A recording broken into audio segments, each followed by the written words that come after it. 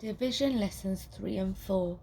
Here we'll be using the bus stop method to work out division sums that also uses regrouping. So I've got two questions here for you. Using the bus stop method, we are going to be working out each of these sums. Right, I'm going to go ahead and draw the bus stop method. And we're going to put our first number inside the bus stop and the divisor, which is the number we're dividing by, outside the bus stop. So 420 divided by 4. Now because the 4 is outside the bus stop, that's the times tables that we are going to be using. So we are going to count in our 4s until we get to 4, because in division we always start with the hundreds column, which is in the bus stop method. So get your fingers ready, counting in 4s until you get to 4. 4. Well, I've got to 4 and I've only used one finger, so that means I need to put a 1 above the bus stop.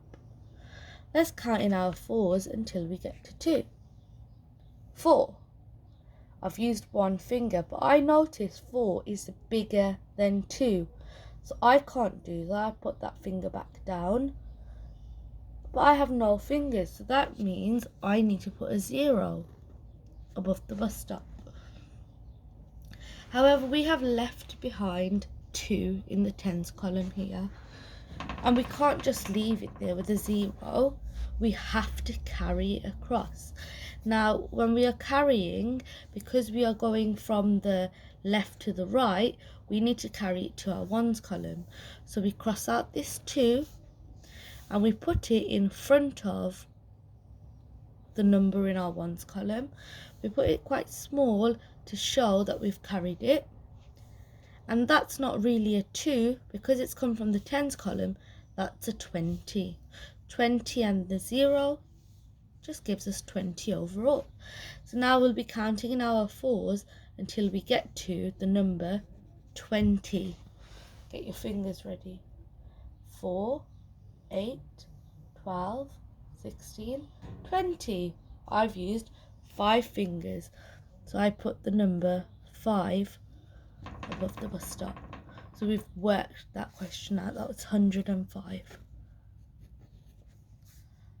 Now let's have another look at that method using another question. Forget the bus stop. 625 divided by 5. Now because our divisor, 5, the number we're dividing by, is on the outside, we're using the 5 times tables.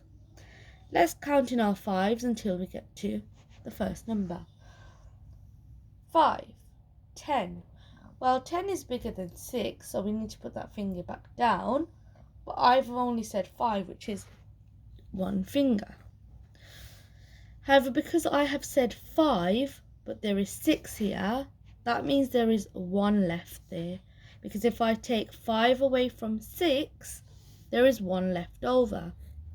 That 1 needs to be carried over. So I put that 1 that was left behind in front of the 2. Now that 1 is not just a 1, it's come from the hundreds column, so that's really 100. Because it's the tens column, that's a 2 tens, so it's 120, that's in the tens column right now. Now we're going to be counting in our 5s until we get to 12. 5, 10, 15. Well, 15 is bigger than 12, so I need to put that finger back down.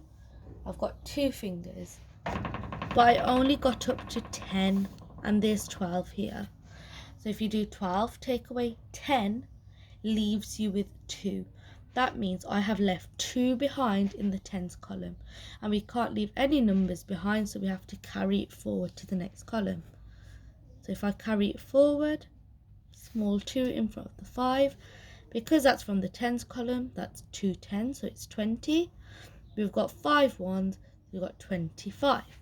Let's count in our 5s until we get to 25. 5, 10, 15, 20, 25. That's 5 fingers.